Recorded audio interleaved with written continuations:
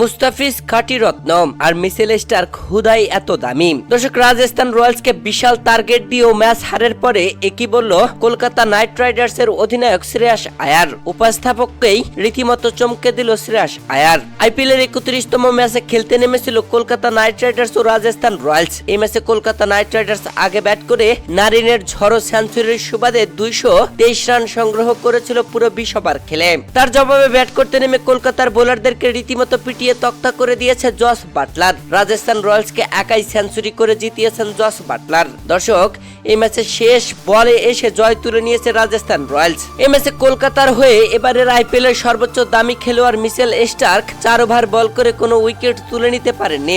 খরচ করেছেন 50 রান, যা ম্যাচ হারের জন্য যথেষ্ট ছিল। দর্শক, মিচেল স্টার্ক 24,75,00,000-তে খেলতে এসে যেন কাজ করছেন 50 লাখ রুপি পাওয়ার মতো।